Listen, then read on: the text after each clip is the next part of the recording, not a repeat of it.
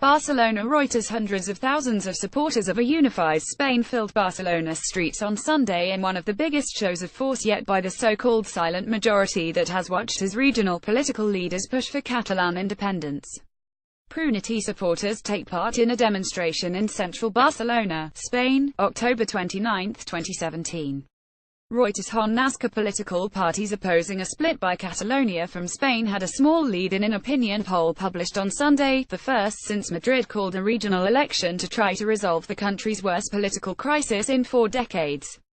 Polls and recent elections have shown that about half the electorate in the wealthy northeastern region, which is already autonomous, opposed secession from Spain, but a vocal independence movement has brought the current crisis to a head.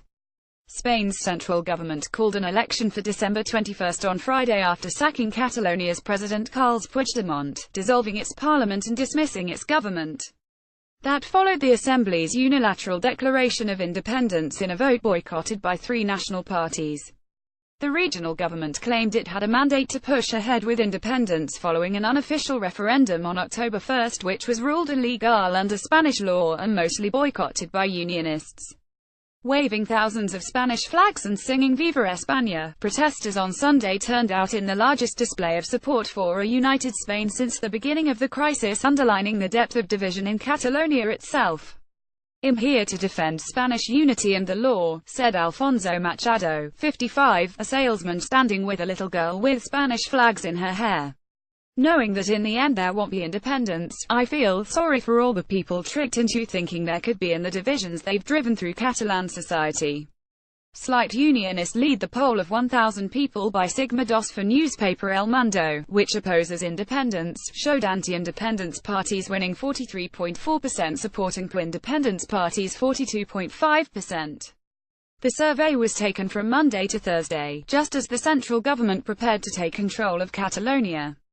Madrid said on Saturday that secessionist politicians, including Puigdemont, were free to take part in the December 21 election. The hardline CUP has been unclear if it would.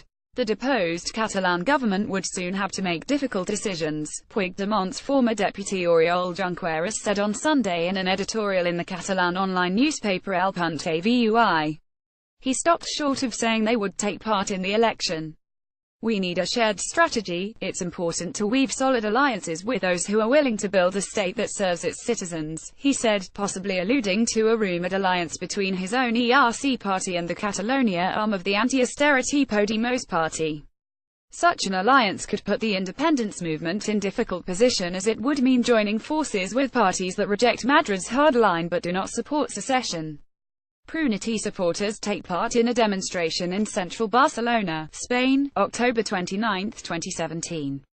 Reuters. Nazca. With weeks still to go before the election, the poll showed the CUP, kingmaker for the pro-secessionists in the dismissed 135-seat parliament, would win 7 seats, down from a current 10. The pro-independence coalition Junts pel Sí, which held 62 seats previously, was split into parties PDeCAT and ERC for the poll, as they are unlikely to run on a single platform. The 2 parties would win between 54 and 58 seats in total, the poll showed. In a speech at Sunday's Unity rally, former European Parliament President Josep Borrell called for voters to turn out en masse in December to ensure independence supporters lose their stranglehold on the regional parliament. "Maybe we're here because many of us during elections didn't go and vote. Now we have a golden opportunity. This time, nobody should stay at home," Borrell said to cheering crowds. Damage to Catalonia. Puigdemont, speaking from the Catalan nationalist stronghold of Girona on Saturday, called for peaceful opposition to Madrid's takeover. But he was vague on precisely what steps the secessionists would take as Spanish authorities move into Barcelona to enforce control.